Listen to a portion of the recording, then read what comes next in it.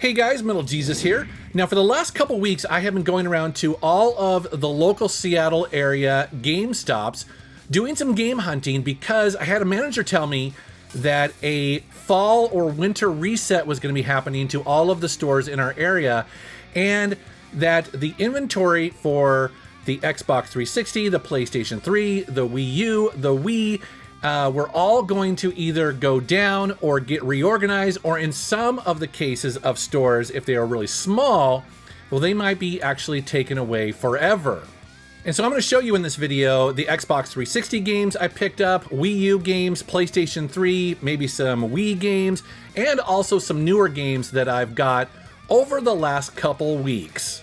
Starting with the Xbox 360, and I'm extra motivated to try to fill out my collection here because, well, I have an Xbox Series X now, and I'm really looking forward to obviously playing new games on it, but then there is the backwards compatibility with so many of these titles, including Rango. So this is a game that has been recommended to me for a while now, I guess because it is way better than you would expect for a licensed game based on a movie starring Johnny Depp.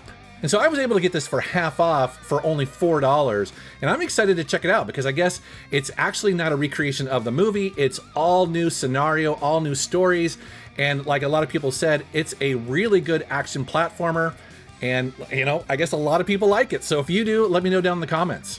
As I was poking around in the Xbox 360 section, I was surprised to see this Sonic and Sega AllStars Racing, but it says with Banjo-Kazooie on the cover.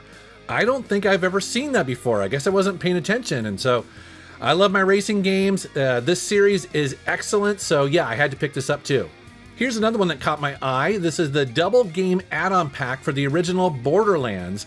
So this has 2 DLC packs on the disc. You have the Zombie Island of Dr. Ned, and then you have Mad Moxie's Underdome Riot.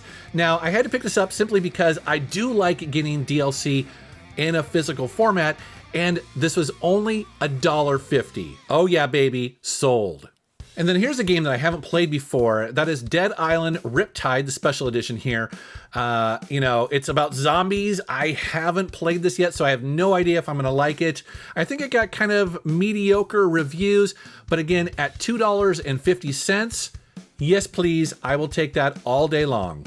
Here's one of the older Forza Motorsports. This, of course, is the 4th one here. And this is a classic example of me loving, you know, racing games. Obviously, these are more simulation style, and so not really my cup of tea per se, but I do enjoy them.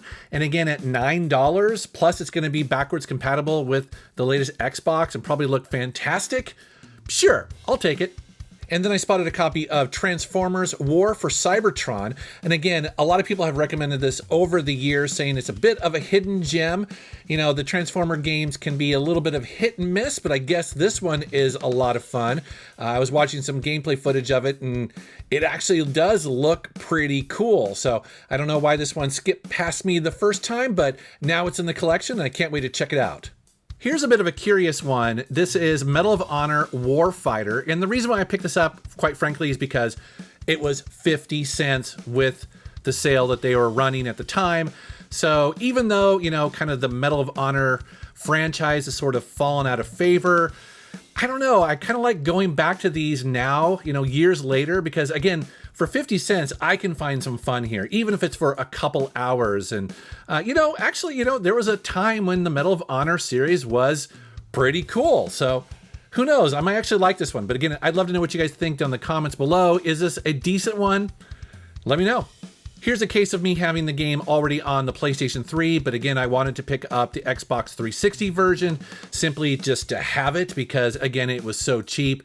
You know, these kind of games are dirt cheap all day long at GameStop. And again, when they're blowing these out, you know, during the last couple weeks, and they're running these sales where buy 2, get 2 free, or get 4, you know, under $30 or whatever, it's like, man, these are such great deals. And I really do like this game.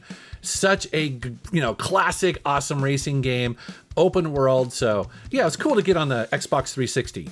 The Dirt series is a series that I haven't really gotten deep into. Actually, my buddy Drunken Master Paul is kind of more into these style of racing games, but I've been kind of jonesing to get something like this for a while. So, you know, I hear lots of good things about the Dirt series. I think there's actually a new one coming out soon, or maybe it's already out. But again, for, you know, a couple bucks, sure, I'll pick this up too. And then I saw a copy of Alien vs. Predator on the 360, a game that I kind of ignored when it came out, probably because I just had many other things to play. Don't really know much about this one. I remember there being some sort of controversy about an Aliens or Predator game a couple years ago. Honestly, I don't remember at all. You know, let me know down in the comments if this is one I should even check out. I have no idea. And while I'm out, I do like to stop by Barnes & Noble to see if there is the latest issue of Retro Gamer magazine, which there was, so I had to pick it up. And then going through GameStops, I always have to check out if there's any DS, 3DS games, or even Vita games that I still don't have. And they typically don't have many of them, but I did spot this copy of Minecraft for the new Nintendo 3DS. This actually won't work on the regular 3DS or the 2DS, which I thought was kind of interesting. So I haven't played a ton of Minecraft, but to get it on the 3DS like this, I thought was pretty neat. So I snagged that copy.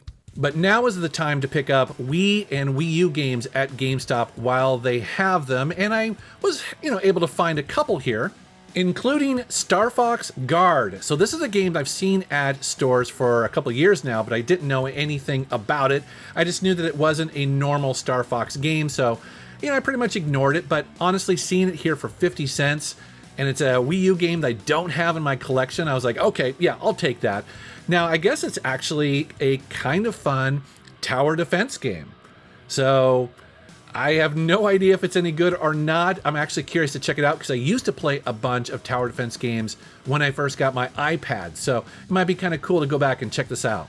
I also spotted this copy of Hello Kitty Cruisers, and I knew I had to pick it up. And the reason for that is because this used to be a very collectible Wii U game up until just a couple years ago. Actually, this was one of kind of the last games that most Wii U collectors would try to find, because I don't know if it just got a low print run or what, but if you're going for a complete Wii U collection, this was a tough one and an expensive one. However, in the last couple of years, it has come out on Switch, and so the prices have come down, thankfully, but it still can be kind of tough to find. I just did a search all throughout the Seattle area just now looking for another copy, and there's none within 100 miles. So it's not a very expensive game anymore, but it is still kind of hard to find, especially on the Wii U.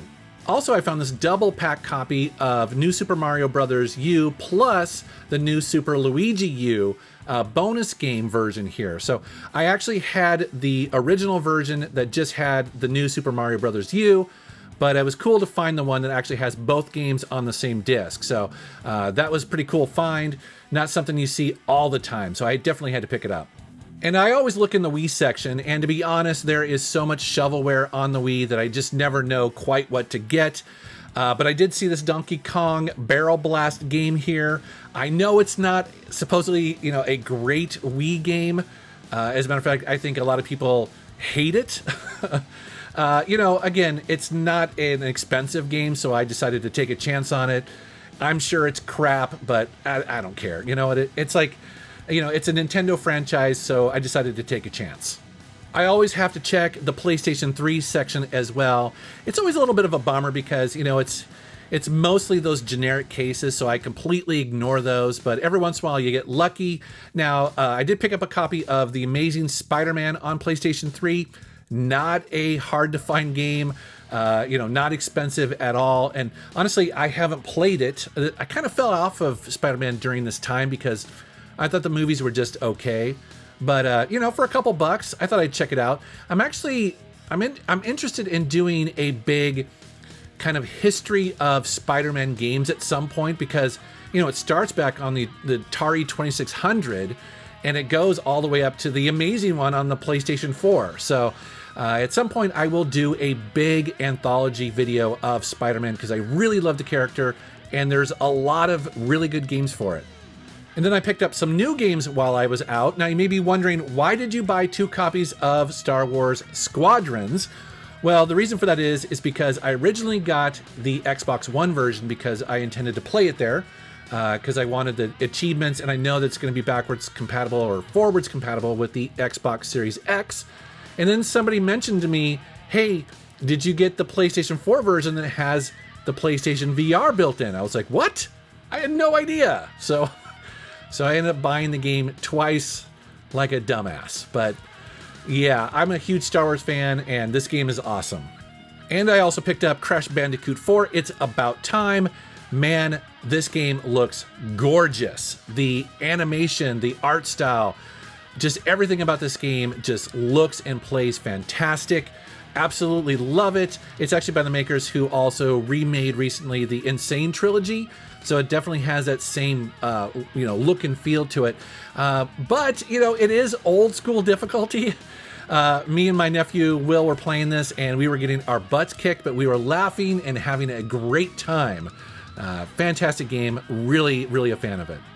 And speaking of old franchises made new, well, you have the Tony Hawk Pro Skater 1 and 2. And what can I say about this other than it is an amazing remaster. This is done well. This is done really well. Like, I love how the graphics are, again, they feel next gen. I mean, it's the same kind of look and feel of those classic levels, but there's just a new higher fidelity here, plus all the great gameplay. We were obsessed with this for many days, trying to, beat the levels and unlock, get achievements. It was great. And speaking of skateboarding, I found this copy of Skate 3 for only $9. And what I thought was kind of interesting, if you look at the top of the box there, it says Xbox One and Xbox 360, but it's in that Xbox One case. So I haven't really seen that before, where I think it's technically an Xbox 360 game. I could be wrong, but anyways, I just thought that was really interesting that it was using that case and that style for that game. I guess it must have come out, right on the cusp of both consoles. I haven't played this game. I hear great things about it, so really curious to check it out very soon. All right, guys, well, that is some of the games I picked up recently at GameStops, and again, it's because I had the fear in me. That manager told me, it's like, hey, you might want to jump on this while you can. And here's the thing. I don't remember if it was 10 years ago or what, but I remember going into a GameStop when they were blowing out the GameCube games, and it was the same scenario. Like, it'd be this little section of their stores, you maybe have 12 GameCube games in there, but they were super cheap at the time, and I bought as many as I could, or as many as I wanted at the time, and I never regretted it. You know what I mean? Getting them cheap when nobody else seemed to care about them. That's exactly what my plan here was with these Xbox 360 games and PlayStation 3 and Wii U and all that stuff. But I'd love to know what you guys think. Are you out there game hunting for those generations like I am, or I don't know, am I just crazy? I mean, I don't know. You tell me. All right, guys, thank you very much for watching. Thank you for subscribing, and take care.